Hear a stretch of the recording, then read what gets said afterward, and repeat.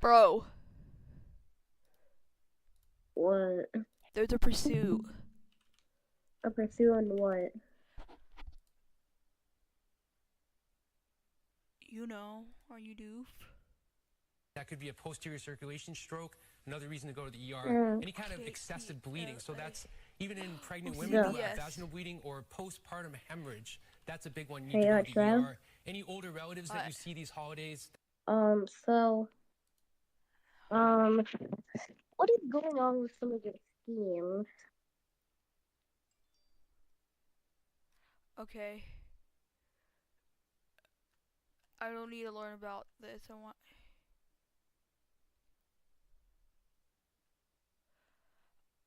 Oh, where's the part where you,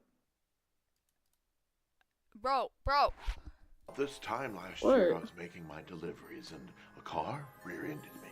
It's never easy seeing someone Santa injured, got especially rear-ended. someone who gives so much to the community. We knew we had to get Nick the best possible medical care and back to work as quickly as possible. How did I choose Jacob? Well, I made a list of all the accident attorneys, and when I checked it twice, Jacob was the only one who was nice. Call Jacob.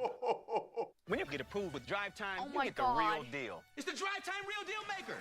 Pump the brakes, Tim. I can't, I'm too excited. It lets you customize the real down payment and monthly payment of the car you want to buy. That's super smart. I make the deal myself. It's your car. You should make the deal you want. And the deal you make on your phone.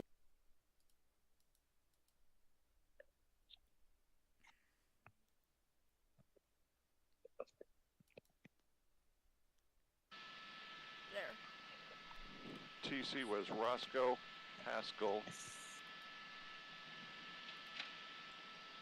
That's mine, sorry.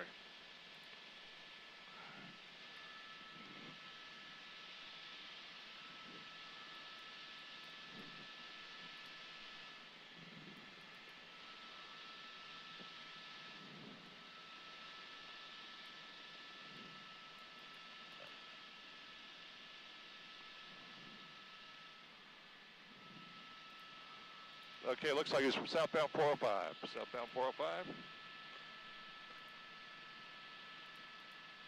All right, news trap reports over this pursuit that started about half an hour ago in Van Nuys. This is a stolen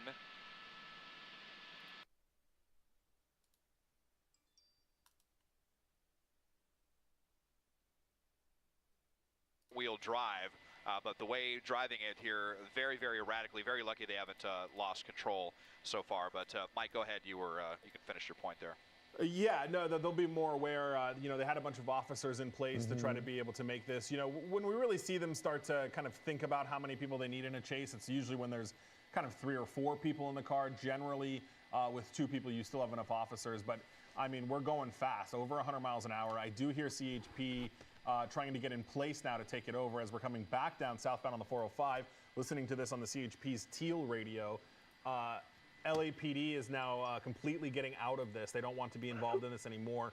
So the airship is over it now, trying to coordinate with CHP to get those CHP officers in place. And we've been listening to the airship on the CHP's frequency. So hopefully we'll see those CHP officers kind of get in place now. But yeah, I'm not surprised that LAPD backed out. You got just a stolen vehicle, and it doesn't sound like it was anything kind of witnessed or carjacking or anything like that. It just sounds like they ran a plate, it came back stolen, tried to stop the guy, and it didn't work. So it doesn't surprise me with the high speeds and it being on the freeway that LAPD backed out. But hopefully CHP officers are getting in place now. Yeah, Mike, when Desmond mentioned that this is a Honda Accord, I quickly remembered and I looked to confirm it here. It looks like the past 10 years, the Honda Accord is the most stolen car of the past decade. So we're looking at it right here, and despite it being an economy car, a fuel-efficient car, and as Desmond was saying, not one for high speeds or quick movements, we're seeing it here, and we did see at least one crash, right? He crashed into one car, 2 cars? We heard at the 405 in Roscoe several cars, actually. But, the interesting thing is the damage doesn't totally support that, so it makes me wonder how severe the crashes were. But even when Des pointed out that he got really close to that BMW, maybe swapped a little paint there, so it could have been something like that. But yeah, I was going to mention that too. These types of cars are very commonly stolen, so we'll have to see you know, what LAPD or what CHP rather is going to do. There's that video replaying on your right-hand side of the screen. Really close call there. That was a very close call. If you're joining us here, Desmond, go ahead. No, yeah, we're just getting off the freeway here at Nordhoff, so coming down into the North Hills and Northridge area. So making a right turn here down onto busy Nordhoff Street, headed towards Cal State Northridge, my alma mater. So now we're getting the best look we've had at this vehicle with the dark tints. And this is an older Honda Accord, by the way. This looks to be like a late 90s, maybe early 2000s version right here. So, you know, this is now, look, we're going freeway speeds on surface streets. This is where it really gets nerve-wracking. It's one thing to be going 70, 80, 90 on the freeway, but when you're going this fast on these streets out here, you know, where you might have people out here walking around or people just pulling out in the intersection, not expecting someone to be going 70 miles an hour through here, that is when this gets especially nerve-wracking. I actually forgot where the that suspect I is was headed, even in blasting the right through chat. the intersection there to get ahead of the traffic. Very, very desperate driving. It's Mike, getting a I bit thought I had heard boring. that CHP just said that they were backing out of this. Did you hear that on the radio? Shit. CHP's Newhall office said they were 22ing. We are kind of in the West I Valley. kind of sound like shit right now because I'm incredibly sick. Office of the CHP, but since CHP never actually got involved in this, I would be kind of surprised to see them get involved on surface streets. Right.